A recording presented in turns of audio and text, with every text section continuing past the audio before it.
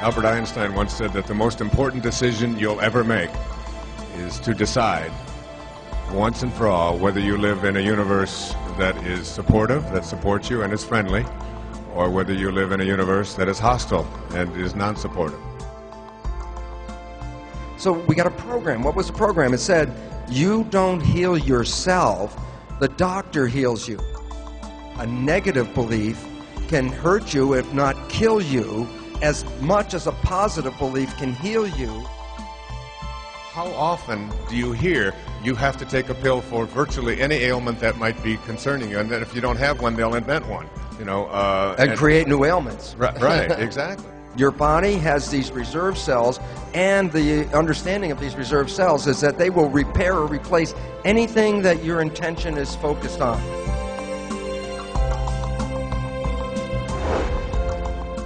He said, I can change my behavior, and there's a lot of things that I can change in my life, but the thing that I can't change is my DNA. I can't change my genetics. I can't help the way I am. It's just what I inherited.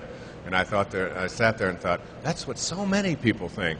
And it's a major disconnect because we've been all programmed with a belief that we are sort of victims of our heredity. That we didn't pick the genes that we came with, we can't change the genes that we come with, and then hook that with the belief that the genes control who we are, and then all of a sudden you realize, well, I'm a victim. I can't get out of my own heredity. And it's an unfortunate situation because what we now know in this new field, it's called, the great name is called epigenetic control. So what you say, epigenetic control, what you're saying is control above the genes. And this is where it comes into the simple reality that the environment and our perception of the environment actually can rewrite our genetic code. It doesn't change the DNA. It changes the readout of the DNA. DNA are the genes, and genes are blueprints. You can create over 30,000 different variations from the same blueprint, the same gene. And all of a sudden it says, then you're not limited by your genes, you're limited, if anything, by your perception and your belief about the world that you live in, because that's the information that's going in and affecting the genes.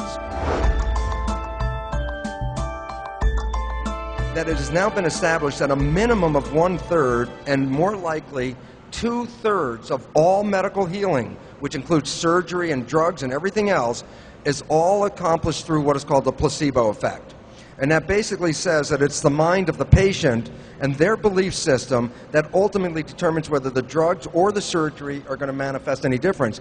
Basically, arthroscopic surgery, and I forgot, I think they do about 180,000 of these operations a year. A doctor at Houston wanted to do a study. He said he really wanted to find out, was it the rinsing out of the fluid or the scraping of the knee that really provided the major healing process.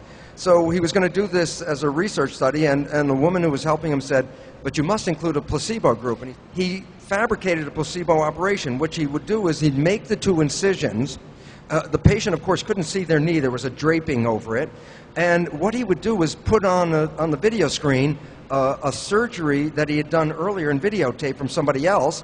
And so what he would do is the patient would get the incisions, they'd watch the surgery, and he would talk through the surgery like, you know, overdubbing, saying, oh yeah, everything's going great, Mr. X, and Mr. X is watching the screen and all that. So that was the placebo surgery. Didn't do anything, made 2 incisions, sewed it back up.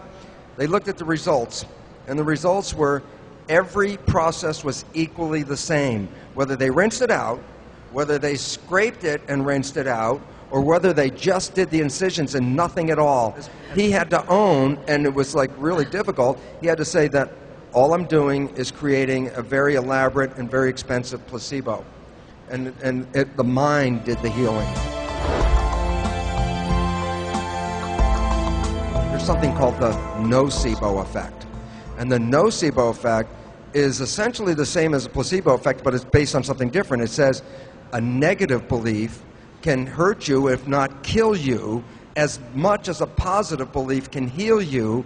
And so the real serious issue is that it's really the power of belief. Positive or negative are equally powerful, but go in opposite directions. Right. The function of the mind is to create coherence between your beliefs and the reality that you experience. So if you have a belief in your mind that you can't do something, or that you are, susceptible to something, and that's your belief, then the mind's function is to create coherence so that you will manifest that belief to be true. So it's very interesting because Henry Ford, he would say, whether you believe you can or whether you believe you can't, you're right. When a patient hears that they cannot heal themselves, when there's something that's terminal, or any of these other issues, that perception alone can stop the entire healing process right there. You know, my friend Deepak Chopra, do you know Deepak? Yes. Talked about one of his best friends, he died, he had a black mark on his lung. And when he found out that he had this black mark on his lung, it meant lung cancer, and he was devastated. And within 3 weeks, he was dead. When they were cleaning out his office, they found x-rays that had been taken of him 20 years before.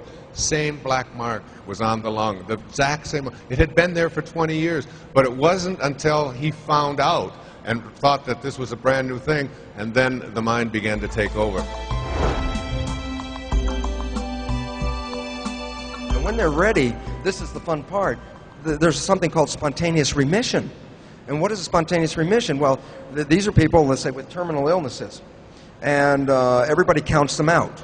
And then for some particular reason, which I'll get into in a second, something happens, and all of a sudden they get up out of that deathbed and they're no longer sick.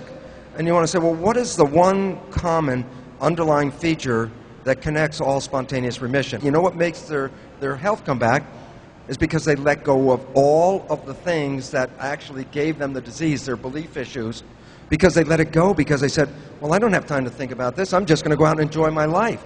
In that enjoyment of life and letting go of the belief, they change their perceptions. And the beautiful part about it is, as fast as you change your perception is as fast as you reprogram the cells. The cells are programmable and instantaneous.